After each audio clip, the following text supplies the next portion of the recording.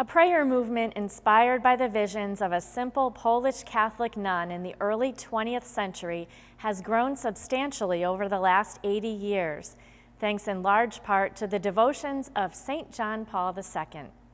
Since he was a young boy, Karol Wojtyła, who would become Pope John Paul II, had a devotion to the movement dedicated to God's healing mercy. Today, the third part of my series on Poland focuses on the Shrine of the Divine Mercy located on the outskirts of Krakow, where videographer Bill Pekosha and I traveled last July with pilgrims from the Diocese of Springfield in the footsteps of St. John Paul II. As a young man during World War II, Karol Wojtyła would stop here to pray on his way to or from work at the Solvay Quarry and Factory, the Sanctuary of Divine Mercy on the outskirts of Krakow. Later, as a bishop, he promoted the cause of Sister Faustina Kowalska, the Polish nun who lived in the convent here during the period between the two world wars. A simple, uneducated nun who urged everyone to recognize God's divine mercy, as demonstrated in his sending of his Son to die for the sins of humanity. And finally, as Pope John Paul II, he beatified, then canonized Sister Faustina and formally designated the Sunday after Easter as Divine Mercy Sunday. Pilgrims traveling in the footsteps of St. John Paul II were able to visit this Catholic basilica dedicated to the Divine Mercy devotion. It's also the resting place of St. Faustina Kowalska, who was canonized on April 30th, 2000. Several side chapels in this large basilica allow smaller groups to celebrate Mass.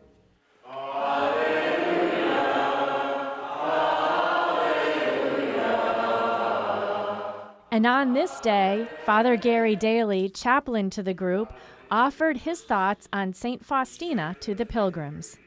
Jesus' message of divine mercy through St. Faustina tells us that no matter what our sin, no matter what our transgressions, no matter what our evil, as long as we seek His mercy is given to us. That is an amazing message of hope and love. And how privileged we are today to be able to stand here in this shrine of divine mercy, where it all began in the 1930s. Sister Faustina lived a simple life as a nun in Poland, a member of the Sisters of Our Lady of Mercy. At the convent next door to the shrine, a museum houses her bedroom, a desk where she would write her now famous diary, with a lamp and a copy of the manuscript. Her spiritual legacy to the Church is devotion to divine mercy, inspired by a vision she had in which Jesus himself asked that a painting be made of his image. And what did Jesus want as his signature of that picture? He asked for 5 simple words that would affect humankind for the rest of our lives. Jesus, I trust in you. In Polish, Jezu, ufam Tobie. 3 words in Polish. It would have been these words of divine mercy that John Paul, Karol Wojtyła, would have known as a little boy. St. Faustina also wrote in her diary that Jesus said to her, "Poland is dear to my heart in a very special way. If Poland is faithful and obedient to my will, I will raise it high in power and sanctity. It will project the spark that will light the world and prepare it for my second coming." This spark out of Poland was certainly Pope John Paul II himself. Niech stąpi duch Twój I odnowi oblicze ziemi tejże. The new basilica was completed in 2002. It's a modern 2-story ellipsoidal structure designed to resemble a boat, with a 77-meter-high observation tower symbolizing the mast.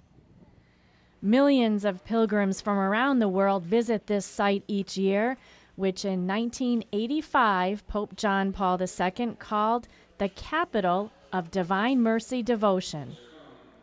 Deacon Joseph Gard, a retired deacon from the Diocese of Springfield, said visiting the shrine was a moving experience for him.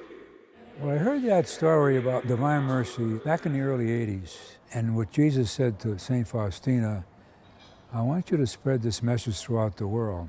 He first spoke to her, she was a little girl about 8 or 9 years old, couldn't even write.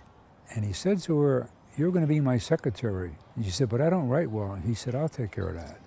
That message is now spread all over the world from a nun that communicated with Jesus back in the 30s. And that was, I would say, the highlight of that pilgrimage was that Divine Mercy Shrine. The last time John Paul II was here was on August 17, 2002, when he dedicated the completed basilica and formally entrusted the world to Divine Mercy, one of St. Faustina's deepest desires. Members of her order carry out the message of Divine Mercy throughout the world today, including several sisters in Dorchester in the Archdiocese of Boston. It's not a new message, it's been revealed in Scripture, but the Lord wants to bring this message to the people of our times. And he chose St. Faustina, a very uneducated nun. She only had 3 winters of schooling to write the thick diary.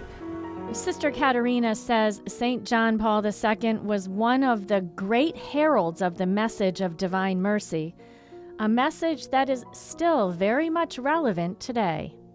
When we feel the whole world is collapsing on us, just all we need to do is turn on the TV, the news, headline news, and people are filled with fear. What's going on? What will be next? We can count on this source of faithfulness. We can count on our Lord. And Divine Mercy is the focus of the official logo and prayer for World Youth Day, which is coming up in July 2016 in Krakow. So more exciting days to look forward to for the people of Poland as they prepare to welcome youth from all over the globe. As St. John Paul II is also the patron saint of World Youth Day.